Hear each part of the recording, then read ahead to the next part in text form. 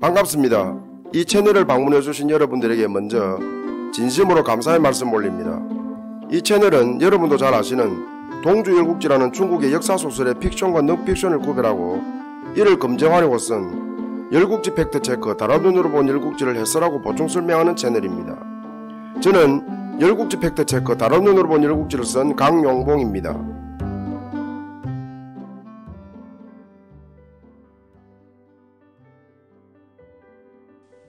이번 회차에서는 열국지 팩트체크 다른 눈으로 본 열국지 제1장 패자를 기다리며 제3절 반란과 변란 1.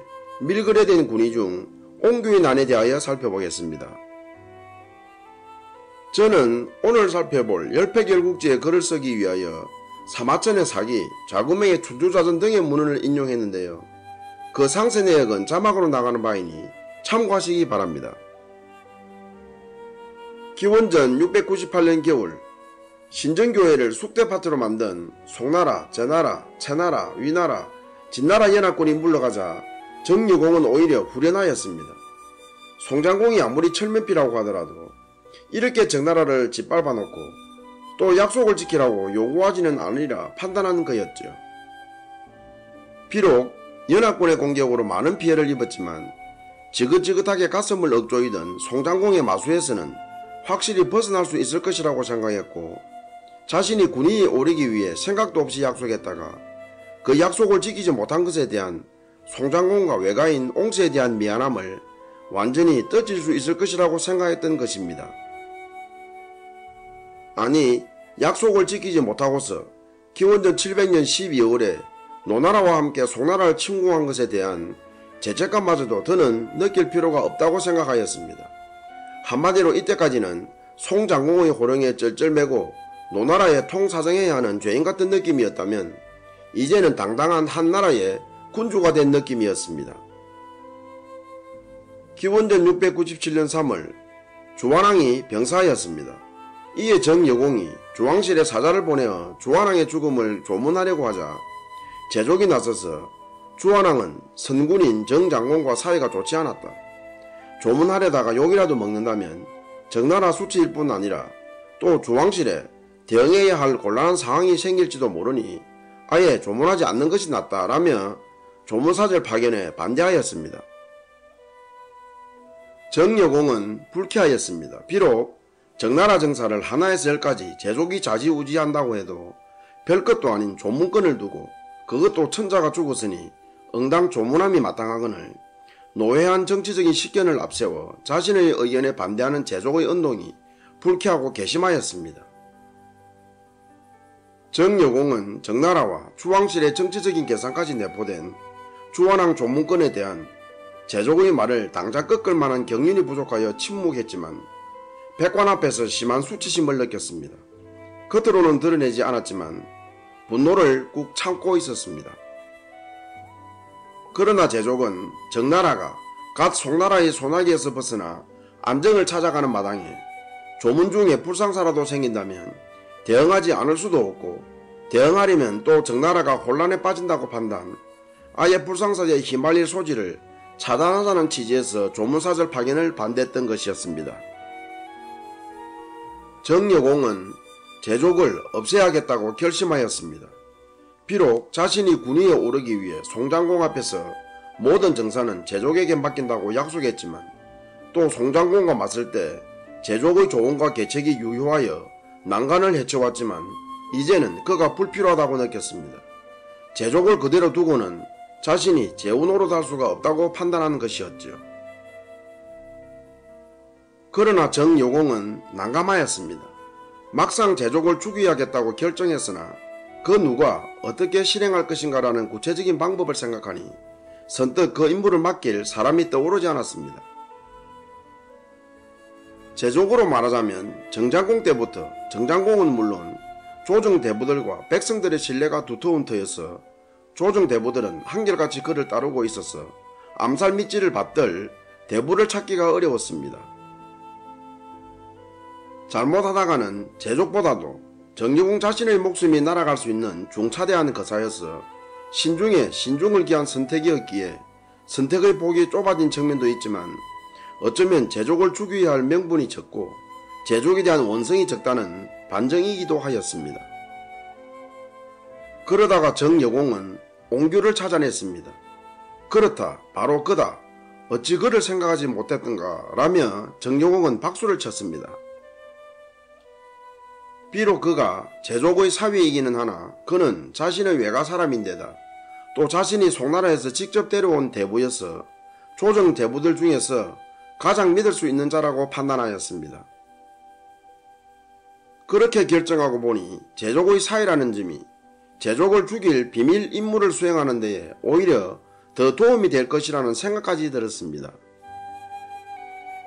정여공은 옹규를 엄밀히 불러 제족을 죽이라고 밀지를 내렸습니다. 정여공은 그 자리에서 자신이 오래전부터 옹규를 지켜보고 신뢰해왔던 것을 수레한 후 말이 좋아 군주이지 이때까지 나의 뜻대로 결정한 것이 단 한 가지도 없다. 이러고서야 어찌 군주라고 하겠는가. 부끄럽기 짝이 없다. 만일 제족을 없앤다면 그대를 중히 쓰리라 라며 보상을 약속하였습니다. 이 자리에서 옹규는 자식이 자기 아비의 근심을 없애려 하지 않는다면 이는 불효자요. 신하가 자기 임금의 근심을 없애려 하지 않는다면 이는 불충한 자다. 내가 비록 부족하지만 주공의 근심거리를 없애는 데에 사력을 다하겠다라며 굳게 다짐했고 정여공도 크게 기뻐하며 비밀 임무 수행을 위해 아낌없이 지원하겠다고 약속하였습니다. 그날 후 옹규는 자신의 최측근 무사들과 함께 제족을 없앨 방안을 궁리하였습니다. 이 거사는 엄밀히 수행해야 하므로 정군이나 정여공의 경호대를 공공연히 동원할 수 없는 데다가 또 비밀 유지를 위해서라도 소수 정예만으로 임무를 수행해야 하는 한계 때문에 더욱더 세부적이고도 치밀하게 기획해야 한다고 생각한 거였죠. 이에 옹규는 동교의 꼭지창고 보수 중공일 잔치 때 제족을 없애기로 계획하였습니다. 옹규는 이 계획을 정여공에게 보고하며 지난번 송나라 연합군의 침공으로 동교가 가장 많이 피해를 입었으니 주공은 사도에게 명하여 동교의 꼭지창고 보수를 지시하라. 그리고 제족에게 그때에 맞춰 동교 백성들을 위무하게 하라. 그러면 내가 그때 거기에 가서 제족에게 독주를 먹이겠다라고 하자 정여공도 그 계획이 좋다 동의하고 승인하였습니다. 정여공은 옹규의 제안대로 사도와 제족에게 일일이 지시하였습니다. 당시 정나라에는 가장 시급한 것이 송나라 연합군으로부터 입은 피해를 조속히 복구하는 것이었기 때문에 그 누구도 정여공의 지시를 의심하지 않았고 심지어 제족마저도 정여공의 지시가 합리적이라고 생각하였습니다. 정나라는 한편에서는 사도를 중심으로 한 동교의 곡식창고 보수공사가 한창이었고 다른 한편에서는 제족을 중심으로 한 백성들을 위무할 준비에 여념이 없었으며 또 다른 한편에서는 옹규를 중심으로 한 제족 독살 준비에 여념이 없었습니다. 어느 날 옹규는 제족 독살 준비 중에 측근들과 함께 가볍게 한잔하려던 것이 잔이 거듭되어 그만 얼큰하게 취하고 말았습니다. 그러고는 집에 갔는데 그날따라 아내인 옹이를 보니 미안하고 죄책감이 들어 그녀를 똑바로 쳐다보지도 못하였습니다. 이 옹이는 바로 제족의 딸이었습니다. 옹이는 옹규가 여느 때와는 달리 자신을 제대로 보지도 못하고 묻는 말에 말조차 더듬자 자신에게 뭔가 말 못할 사정이 있다고 느꼈습니다. 여자의 예민한 촉이 발동한 거였죠. 옹이는 옹규가 무엇을 감추고 있는지 궁금하였습니다. 이에 옹이는 자신과 대화하기를 꺼려하는 옹규에게 새 안주상을 차려놓고는 부부는 한몸이라고 하지 않는가? 그대 안색이 좋지 않다. 무언가 걱정거리가 있다면 말해보아라. 내가 알아서 더 나빠질 일이라면 모르되 그러지 않을 것이면 감출 필요는 없지 않은가 라며 조용조용히 물었습니다. 옹규는 자신이 생각하기에도 평소와는 자신의 태도가 다른 것을 느끼던 터라 옹이가 차려준 술을 마시며 먼저 평상심을 찾으려고 하였습니다. 아무리 정여공의 밀지라 하지만 장인을 죽여야 하는 죄책감과 정여공의 밀지는 결코 옹이에게 발설해서는 안된다는 부담감에다 또 옹이를 속여야 하는 미안함이 뒤죽박죽이 되어 그렇게 아무 말 없이 한잔 한잔 마시다가 그만 만취하여 골아떨어지고 말았습니다. 옹규는 멀쩡한 정신으로 옹이를 대하고 침묵한 것이 힘겨워 술의 힘을 빌려 차라리 잠에 떨어지자고 작심한 것은 아닌지 모르겠네요. 그러나 옹이는 포기하지 않았습니다. 자신이 물을 때마다 한숨을 들이쉬며 술잔을 늘려가던 옹규를 보며 직감적으로 진정, 아니 제족과 관련이 있다고 느꼈습니다. 그렇지 않으면 옹규가 대답을 못할 리가 없다고 판단한 거였죠. 이에 옹이는 잠자는 옹규에게 남자 목소리로 주공의 밀지를 벌써 잊었느냐, 어찌 이렇듯 태평한가라며 꾸짖듯 물었습니다. 그러자 옹규는 비몽사몽간에 어찌 제족을 죽일 일을 잊었으리요 라며 중얼거렸습니다. 옹이는 대경실색하였습니다. 다음날 아침 옹규는 자신이 어젯밤 잠꼬대에서 제족을 죽이라는 정여공의 밀지를 발설한 것을 옹이로부터 전해 듣고는 깜짝 놀랐습니다. 옹규는 참으로 자신이 한심스러웠고 앞이 캄캄하였습니다. 이때 옹이가 여자가 시집갔으면 응당 남편만 따를 뿐이다, 뭘 걱정하는가라며 위로하자 옹규는 그제야 크게 안도하고 마음을 추스린 후에 이왕 이렇게 되었으니 옹이를 확실히 자기 편으로 끌어들여야겠다고 결심하였습니다. 그러고는 제족 독살 계획 전모를 설명한 후 거사가 성공하면 나는 제족의 자리를 차지한다. 나의 영화는 곧 그대의 영화이다. 어찌 정경 딸의 삶과 정경 아내의 삶이 같을 수 있으리요 라며 옹이가 외면할 수 없는 당근을 내밀었습니다. 옹이는 거사 전날 친정으로 갔습니다.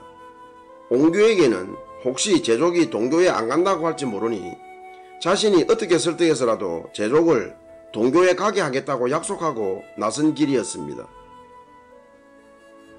옹이는 자신의 친정나들이에 반가워하는 어머니에게 뜬금없이 친정아버지와 남편 중 어느 쪽이 더 소중하냐고 물었습니다. 옹이 어머니는 엉뚱한 딸의 질문에 별 생각 없이 둘 다 소중하다마는 굳이 따진다면 아버지는 하늘에서 정한 연분이고 남편은 사람끼리 정한 인연이다. 생분은 바꿀 수 없으되 남편은 사별하거나 헤어져도 다시 만들 수 있다는 점에서 볼 때 아버지가 더 소중하다고 볼 수 있다라고 답하였습니다. 옹이는 갑자기 어머니를 붙잡고 눈물을 흘렸습니다. 남편이냐 아버지냐 하는 선택의 갈림길에서 오히려 선택이 아니라 한 사람을 포기해야 하는 슬픔이 복받쳤던 거였죠. 그것도 사랑하는 두 사람 중에 그녀가 포기하는 사람은 죽음을 의미하는 것이어서 더욱더 슬펐던 것이었습니다. 옹이 어머니는 잠자코 딸의 눈물을 가만히 지켜보았습니다. 한참 울고 난 옹이는 이제 나는 아버지를 위해 남편을 잊겠다라고 말한 후 옹규의 제족 독살 계획 전모를 들려주었습니다. 옹이 어머니는 청천벽력과도 같은 딸의 말에 졸도하고 말았습니다. 옹이 어머니는 딸이 울 때 처음에는 사이와의 사이에 불화가 있구나 싶었다가 딸이 하도 서럽게 울자 뭔가는 있구나 하고 생각했지만 자기 남편을 죽일 음모를 그것도 다른 사람이 아닌 사이가 주도한다는 말에 큰 충격을 받았던 것이었습니다. 옹이 어머니는 정신을 차린 후 남편인 제족에게 급히 딸의 말을 전하였습니다. 제족도 크게 놀랐으나 침착하게 우선 모녀들어 조용하라고 입막음하고는 차례차례로 신복 강스와 알 등을 불러들여 무언가 지시하였습니다. 제족은 정유공 도를 생각하면 할수록 괘씸하였습니다. 제족은 정유공의 공자 시절부터 그를 좋아하지 않아 정장공이 그를 군위에 세우려는 것을 반대했지만 자이든 타이든 송장공 앞에서 맹세한 것 때문에 그를 군위에 세웠고 또 사심을 버리고 군주로서 정성껏 섬겨왔는데 그 보답이 암살이라니. 송장공이 정유공에게 집요하고 야비하게 압박했을 때 제족은 정나라를 위한 일념으로 그때그때마다 계책을 잘 실행하여 이제는 송나라의 압박에서도 벗어나고 어느정도 나라를 안정시켰는데 상은 못줄 망정 자신을 죽이려 하다니 제족은 심한 배신감과 더불어 허탈감마저 느꼈습니다. 한편 옹이는 곧장 자기 집으로 돌아갔습니다. 귀가하지 않을 경우 옹규가 계획이 탄로났다고 눈치챌까봐 제족이 옹이를 달래어 귀가시켰던 것입니다.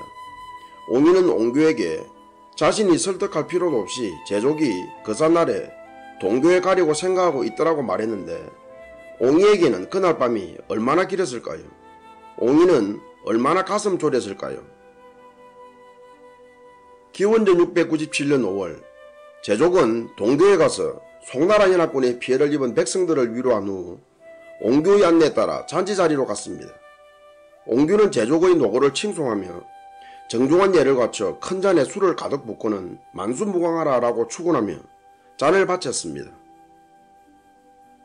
제족은 태연히 잔을 받는 채 하다가 느닷없이 오른손으로 옹규의 팔을 꽉 쥔 후 왼손으로 술잔을 빼앗아 들고는 그날 잔치에 쓰려고 임시로 만든 수족관 같은 곳에 술잔을 뿌렸습니다.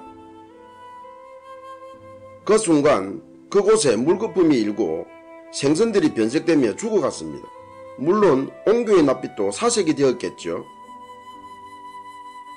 제족은 깜짝 놀라며 어찌하여 나를 죽이려고 하느냐 라며 옹규에게 호통친 후 이놈을 끌어내라 라고 큰소리로 외치자 이미 대기 중이던 강서가 용사들을 이끌고 뛰어 올라가 옹규를 끌어내리고는 단칼에 쳐 죽였습니다.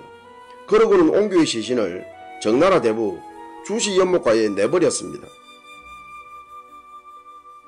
이어 무사들을 이끌고 연회장 부근에 매복 중이던 알은 옹규를 수행해온 정유공이 보낸 무사들을 쳤습니다.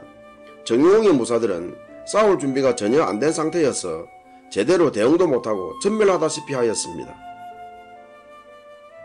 한편 공궁에서 희소식을 기다리던 정여공은 간신히 돌아온 신복으로부터 거사가 실패했다는 보고를 받고 크게 낙담하였습니다. 정여공은 제족이 자신을 가만두지 않을 것이라고 판단, 공궁의 보옥등을 챙기고 곧장 뒷문을 통하여 채나라로 달아났습니다. 도중에 정여공은 주시연못가에 방치된 옹규의 시신을 수습하여 수레에 싣고 함께 달아났습니다. 제족은 연회장을 수습하고 공궁으로 가던 도중에 정여공이 이미 달아났다는 보고를 받았습니다. 이에 제족은 공숙단의 손자이자 공손날의 아들인 공보정숙을 위나라로 보내어 정소공을 모셔오게 하여 기원전 697년 6월에 복위시켰습니다. 제족은 공궁으로 돌아가면서도 정여공을 어떻게 해야 하나 고민이었습니다. 온 백성들이 다 알고 있는 옹주의 난 사주권을 모른 채 할 수도 없고 그렇다고 죽이거나 처벌하려니 자신의 명예에 흠이 될 것 같고 참으로 난감하였습니다. 그래서 일단 정여공의 변명이라도 들어보자는 심정으로 공궁으로 가던 도중이었는데 정여공이 스스로 달아났다고 하자 눈의 가시가 쑥 빠진 듯 후련하였습니다. 불감청이언정 고소원이었죠.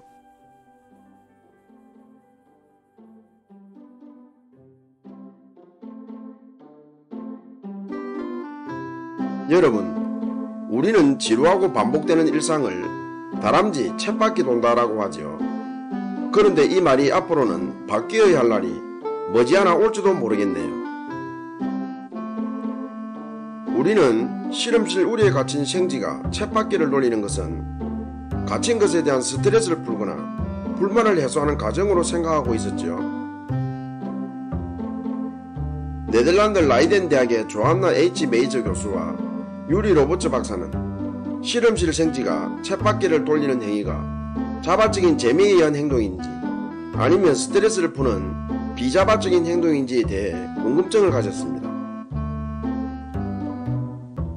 2014년에 공개된 이들의 실험 과정에 따르면 이들은 들판과 모래 언덕에 쳇바퀴를 가져다 놓고 동작 감지기와 관찰 카메라를 설치한 후 수년간 관찰하였습니다. 이렇게 하여 수집된 12,000여 개의 동영상을 분석한 결과 쳇바퀴에 오른 동물의 88%가 생쥐였음을 확인하였습니다. 즉 생쥐가 쳇바퀴를 돌리는 것은 스트레스를 풀거나 불만을 해소하기 위하여 비자발적으로 행하는 행동이 아니라 스스로 쳇바퀴를 돌리는 재미를 알고서 자발적으로 행하는 행동임을 밝혀내는 것입니다. 생쥐들은 한 번에 1분에서 18분 정도 쳇바퀴를 돌렸는데 생쥐 외에도 개구리와 민달팽이 등도 쳇바퀴에 오르내렸다고 하네요. 여러분, 구독 꼭 부탁드립니다. 끝까지 시청해주셔서 감사합니다. 다음 회차에서 뵙겠습니다.